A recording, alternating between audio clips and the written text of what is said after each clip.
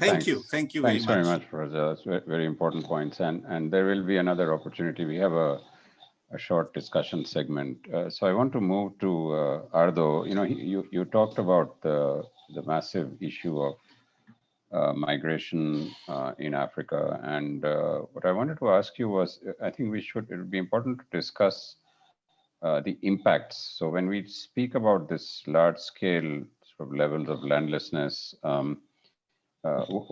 what is the impact on pastoral communities? What is the impact on women, as Professor Jayas pointed out, the specific impact? So if you can spend some minutes from your experience on the human rights impacts, the social impacts, that would be very, very helpful. Go ahead, Ardo. Bon, merci beaucoup. C'est bon pour le micro? Voilà, c'est bon. Merci beaucoup. Donc, comme je le disais tout à l'heure, il y a pas mal d'impact aujourd'hui sur le pastoralisme, que ce soit sur le pastoralisme, que ce soit sur l'agriculture, l'agro-pastoralisme, que ce soit sur l'accès aux mares, l'accès aux rivières. Il y a de grands impacts.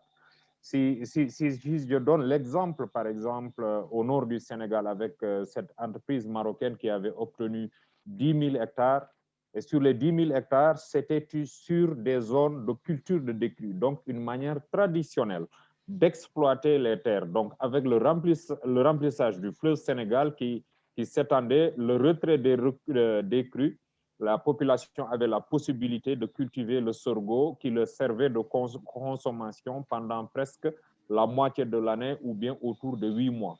Et l'installation de cette entreprise allait impacter sur ces cultures de décrue où les gens n'auraient plus accès à ces zones de culture de décrue. Ils allaient impacter aussi, occuper les grandes mares qui sont des mares avec le remplissage du fleuve Sénégal. C'est des poissons qu'on trouve là-bas pendant presque la moitié de l'année aussi. Et les parcours de bétail.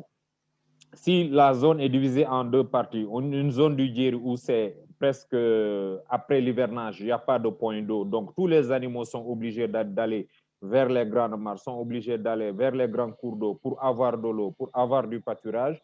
Ils allaient occuper tout cet espace, fermer tout cet espace, fermer les parcours de bétail. Donc, ce qu'on a vu, c'est 78% même de ces agro-industries interrogées qu'on a vu, ils exportent la majorité de leur production. Et la majorité des villages, des sites aux alentours, donc au-delà, on a la compagnie sucrière, on a d'autres villages qui sont là-bas. C'est des villages qui souffrent d'un plus grand taux d'insécurité alimentaire. Donc,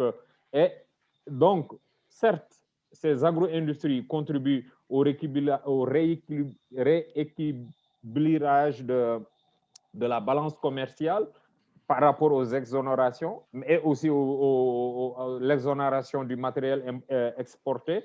Mais n'empêche, ces entreprises sont obligées aujourd'hui. Il y a beaucoup qui ont contourné la loi, la réglementation pour profiter. Il y a des entreprises qu'on a attrapées qui ont été obligées de transiger. Donc ça, c'est un manque à gagner au niveau de l'État du Sénégal.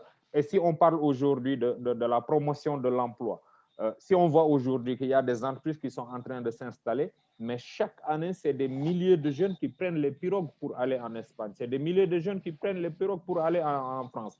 De jeunes de l'Afrique de l'Ouest, du Sénégal, du Mali, de la Guinée, qui sont en train de mourir par milliers dans les fonds marins méditerranéens ou bien atlantiques.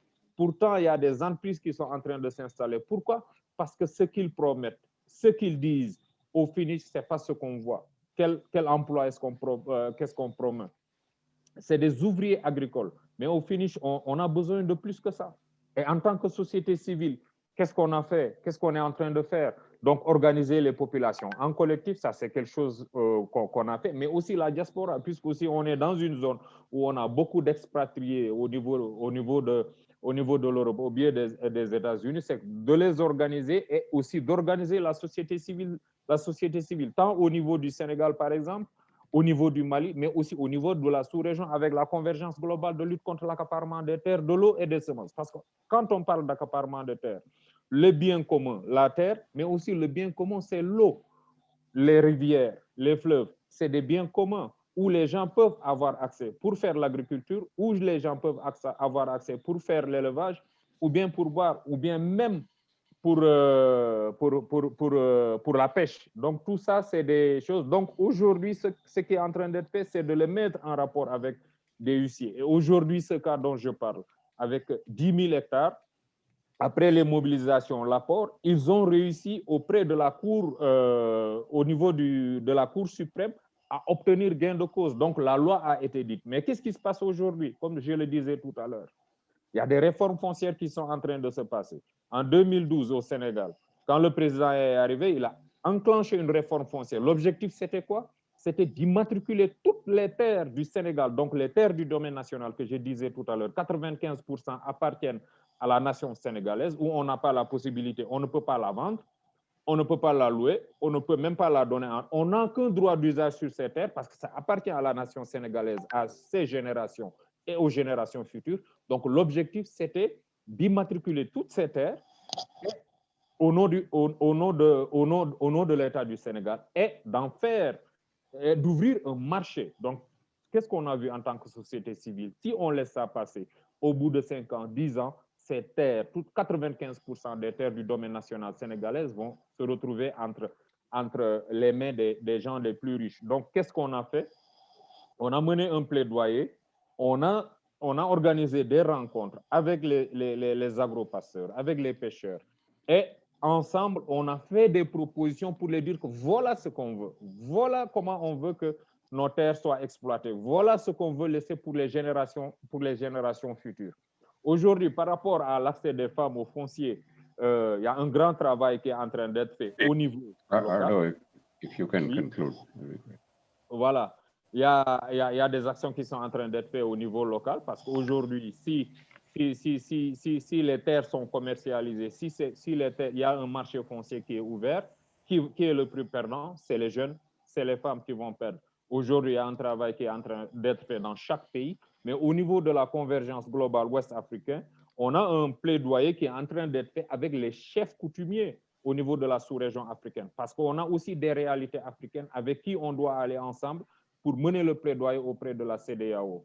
Donc ça, c'est quelque chose qui est en train d'être fait. L'autre chose, c'est qu'on est en train d'organiser des caravanes. Donc ça sera au mois de novembre 2021, octobre-novembre 2021, on va organiser la troisième caravane ouest-africaine qui va partir de la Gambie, passer par la Guinée-Bissau, la Guinée-Conakry et arriver en Sierra Leone. Donc, tous les pays de l'Afrique de l'Ouest vont participer pour ensemble mener un plaidoyer, faire des stops, discuter avec les paysans, parler avec les paysans, parler avec les éleveurs pour qu'ensemble, qu'on puisse sécuriser, qu'on puisse laisser les ressources naturelles, les gens du monde rural occuper ces ressources naturelles, mais aussi laisser des ressources naturelles pour les générations futures, puisque nos grands-parents nous ont laissé ces ressources naturelles.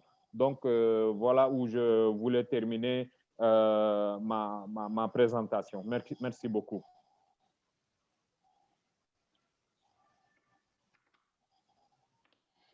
Okay, thanks.